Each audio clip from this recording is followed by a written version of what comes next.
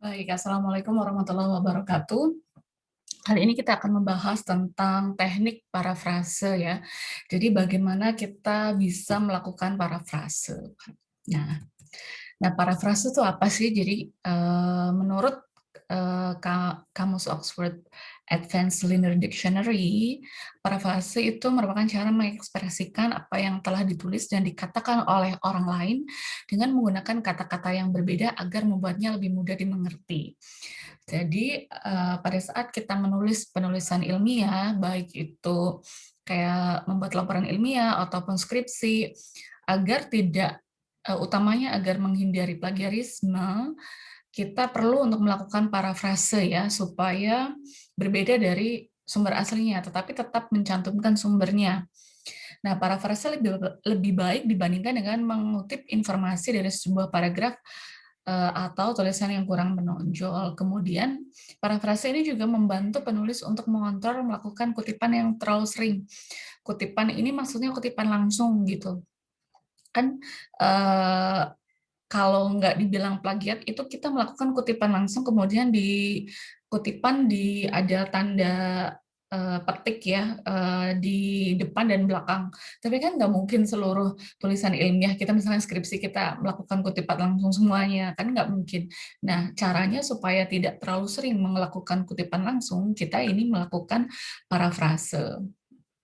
Dan juga yang terakhir memang tujuan utamanya memang menghindari plagiarisme. Sekarang ini kayak untuk syarat tesis, syarat skripsi, ada uji Turnitin yang misalnya ada berapa persen supaya tidak persis dengan tulisan dari sumber-sumber yang diacu oleh si penulis itu. Makanya parafrase ini sangat penting, skill yang sangat penting dimiliki oleh penulis.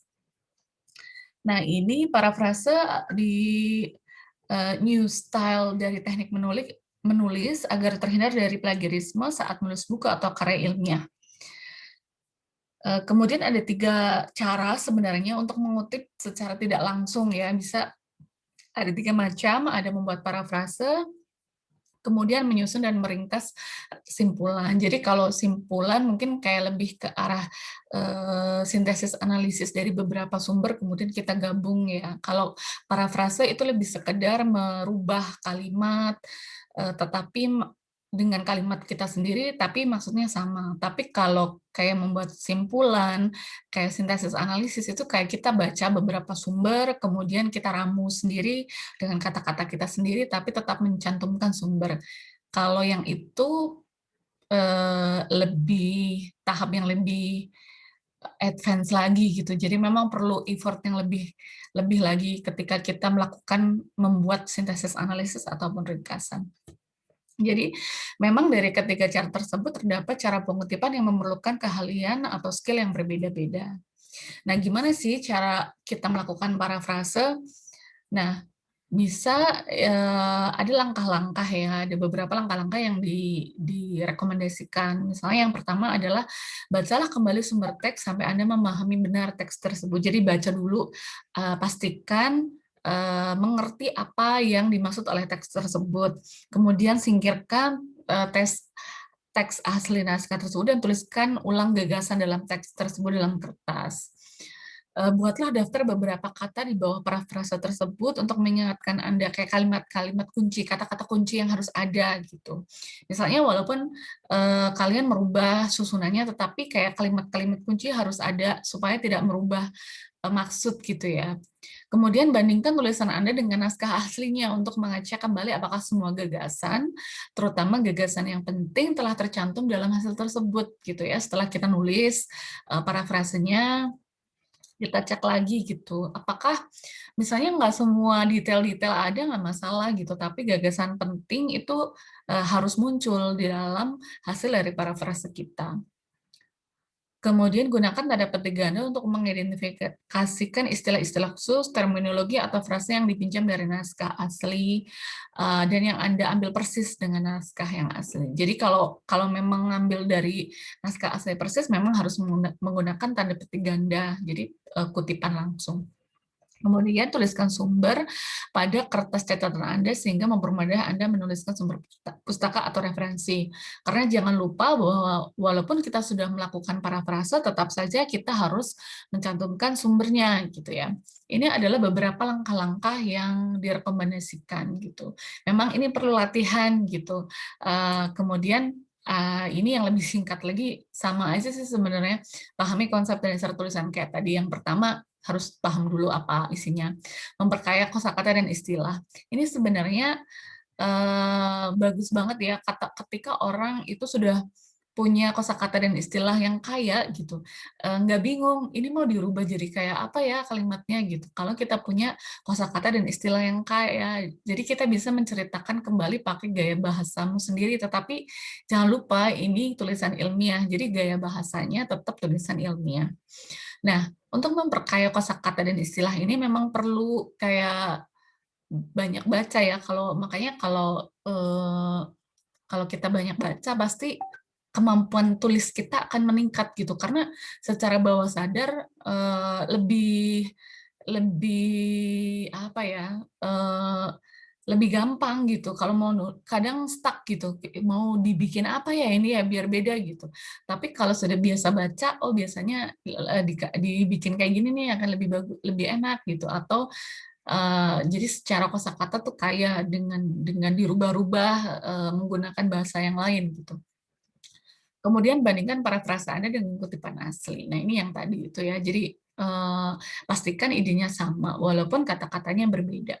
Ini langkah-langkah parafrase itu yang 6, yang ini 3 hampir sama, cuma ada disingkat. Sebenarnya kalau yang sudah biasa melakukan parafrase nggak harus pakai langkah-langkah ini, jadi udah lihat aslinya kemudian tinggal di parafrase tuh udah kayak apa ya, udah otomatis gitu. Tetapi kalau di awal mungkin perlu ada langkah-langkah yang perlu dilakukan. Tapi kalau sudah terus kayak ini kayak latihan terus-menerus, ini akan udah kayak otomatis kalau melakukan parafrase udah tinggal merubah kalimat dengan bahasa kita sendiri gitu. Nah, ini contoh-contohnya ya, misalnya ada sumber seperti yang di paragraf atas atau di kalimat atas. Kemudian bisa kita parafrasekan hasil penelitian Kastama 2012 menunjukkan bahwa rata-rata luas lahan usaha tani yang dimiliki petani di Kabupaten Karawang lebih besar daripada di Indramayu, baik untuk petani pemilik penggarap maupun petani penyakap gitu ya. Dari sumber di atas kita lihat bahwa ada detail-detail yang nggak dimasukkan juga, tetapi idenya tetap eh, sama. Jadi kita kayak meringkas juga gitu yang dari sumber atas yang di bawah juga. Nggak harus semua detail masuk kayak tadi.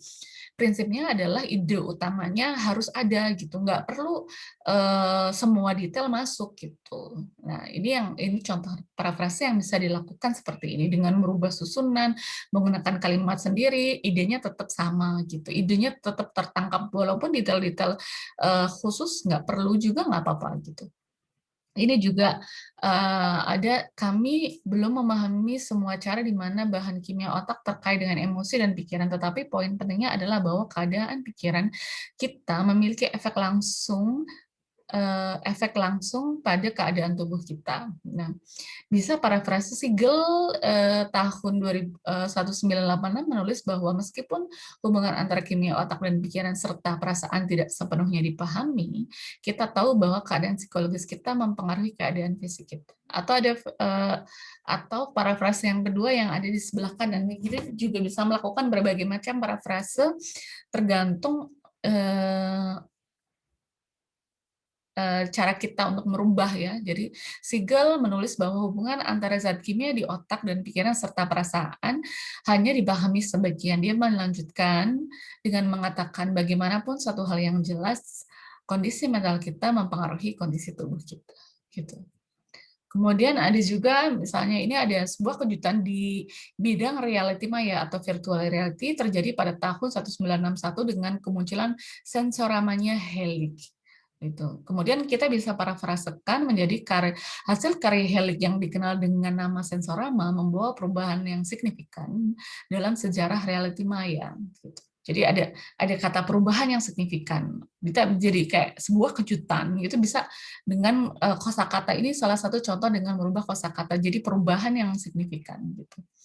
Itu ya untuk parafrase sebenarnya kalau dari materi sedikit ya memang karena memang yaitu langkah-langkahnya, tapi memang lebih ke arah bagaimana melakukan latihan-latihan dan kalian bisa melakukan ketika ada tugas, ketika ada laporan, kalian sudah bisa untuk berlatih melakukan parafrase gitu. Sehingga dengan melakukan parafrase ini akan terhindar dari plagiarisme. Oke, mungkin itu saja bahan parafrase dari saya. Terima kasih. Assalamualaikum warahmatullahi wabarakatuh.